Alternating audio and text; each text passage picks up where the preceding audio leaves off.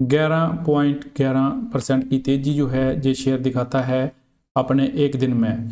और देखिए amount of volume जो है इसने प्रोड्यूस किया है, ये काफ़ी ज़्यादा सर्ज आया है वॉल्यूम में। कंपनी का नाम है SJVN लिमिटेड और हम कुछ ही देर में इसका विश्लेषण करने जा रहे हैं। इससे पहले चैनल को सब्सक्राइब करें और वीडियो को पूरा देखें। तो विश्लेषण हम शुरू करते हैं। पहले कंपनी की डिटेल जान लेते हैं, उसके बाद हम इसका स्टॉक का विश्लेषण करेंगे। SJVN नाम की ये कंपनी है और ये कंपनी है पब्लिक सेक्टर में, PSU में है और गवर्नमेंट द्वारा ओन्ड है। तो ये गवर्नमेंट की ओन्ड की गई कंपनी होती है, इसमें ज़्यादा जो भागीदारी होती है वो सेंट्रल गवर्नमेंट की होती है और जो सेंट्रल गवर्नमेंट वो है इसके पूरा कामकाज देखती है।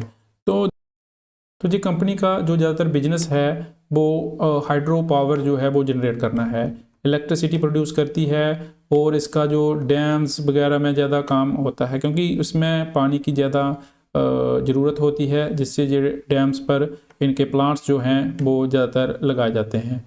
आइए कुछ समय में देखते हैं कि कंपनी के जो अलग अलग बिजनेसेस क्या हैं और क्या प्रोड्यूस करती है कंपनी। तो देखिए ये ज़्यादातर जो है कंपनी का बिजनेस, जैसे कि कंपनी का नाम है Satluj Jal Vidyut Nigam, is a public sector power generation company in India.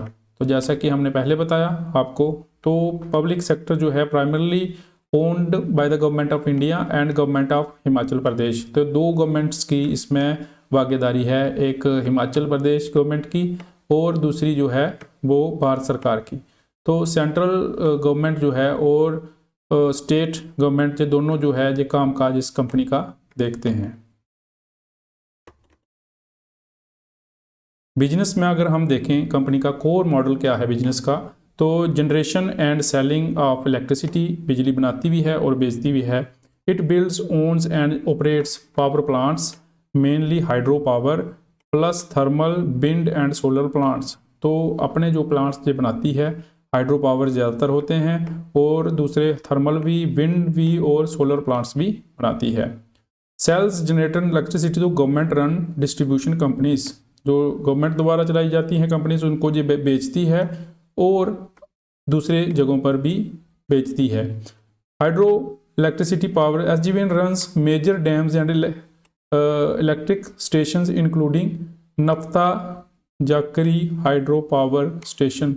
तो नफ्ता जाकरी के जो है ये 1500 मेगावाट की प्रोडक्शन जहाँ करता है इलेक्ट्रिसिटी की, विच कंट्रीब्यूट सिग्निफिकेंट इलेक्ट्रिसिटी आउटपुट। इसके अलावा सोलर और विंड पावर की प्रोडक्शन भी ये कंपनी करती है। अगर हम इसके फंडामेंटल्स को ध्यान से देखें तो कंपनी के जो मार्केट कैप है वो 32,633 CR है, जो एक मिड कैप टाइप की कंपनी है। स्टॉक PE जो है 58.6 है, इंडस्ट्री PE है 27.6। तो इंडस्ट्री PE से तुलना में अगर देखें स्टॉक PE ज़्यादा है, मतलब इसकी वैल्यूएशन जो है थोड़ा महंगा है स्टॉक इसके मुकाबले में।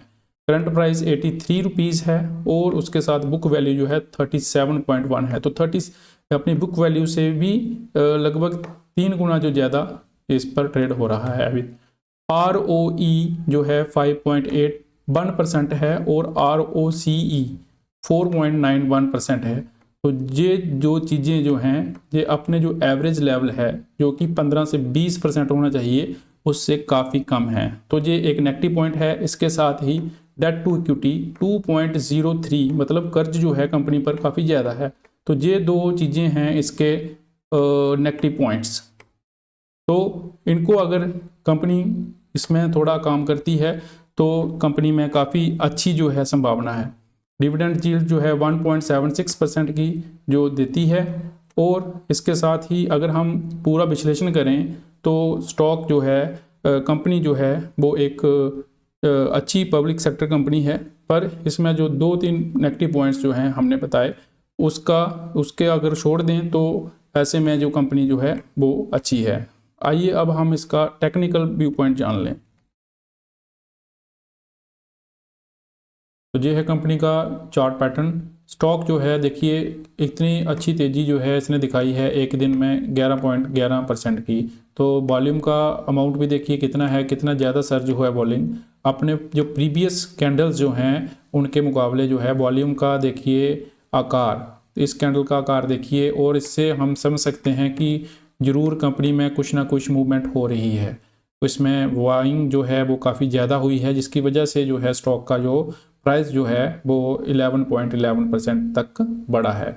तो अब हम आगे जानेंगे कि ये जो इसका रेजिस्टेंस लेवल है इसमें जो है कंपनी आगे ऊपर इसको सरपास करने में कामयाब होती है या नहीं होती है। तो ये देखिए मंथली टाइम फ्रेम में हम लेके आएंगे। तो इसमें अगर हम देखें तो ये जो है अभी इसी मंथ जो है ये वॉल्यूम ये सर्ज हुआ है यहाँ पे।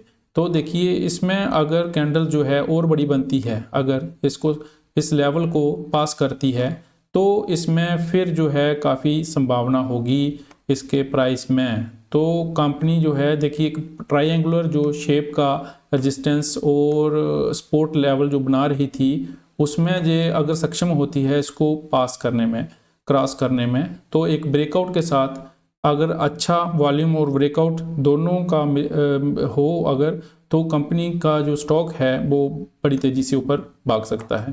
तो जहाँ से दो पॉसिबिलिटीज़ हो सकती हैं, जहाँ से ये दोबारा रेजिस्टेंस से होकर वापस आ सकता है अगर ये कमज़ोर पड़ा स्टॉक। तो अगर इसमें तेज़ी आई, स्टॉक में तेज़ी आई और ऊपर जाता है तो देखिए ज़्यादा ऊपर अभी कितना जाएगा वो तो अभी टाइम बताएगा। अगर ये जाता है और दोबारा वापस आता है तो अपने इस जो रेजिस्टेंस जो ये बना है इसमें फिर से जहाँ से सपोर्ट लेकर वापस जाएगा, तो जहाँ से स्ट्रॉन्ग होगा ये, तो ये लेवल्स जो हैं इनको हम मद्देनज़र रखेंगे क्योंकि ये इंपॉर्टेंट लेवल्स हैं। तो ये आगे जो इस मंथ में अगर देखेंगे हम कि ये क्रॉस करता है, जहाँ ब्रेकआउट देता है कि नहीं देता है, तो इस प्रकार के जो हैं ब्रेकआउट्स जो होते हैं वो काफ़ी इफ़ेक्टिव होते हैं और फिर शेयर के आगे जाने की संभावना ज़्यादा हो जाती है। तो देखिए ये अगर जहाँ से जाता है तो ये इसका पहला जो रेजिस्टेंस है और ये दूसरा रेजिस्टेंस है, तो ये है फर्स्ट रेजिस्टेंस और ये है रेजिस्टेंस सेकंड।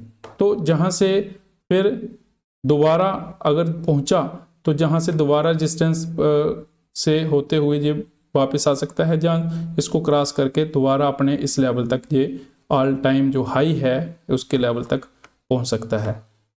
तो आगे हम देखेंगे कि क्या ये ऐसा कर पाने में सक्षम है या नहीं है। अगर ये वीडियो आपको पसंद आया तो चैनल को सब्सक्राइब करें, लाइक करें, कमेंट करें और ज़्यादा से ज़्यादा शेयर करें। धन्यवाद।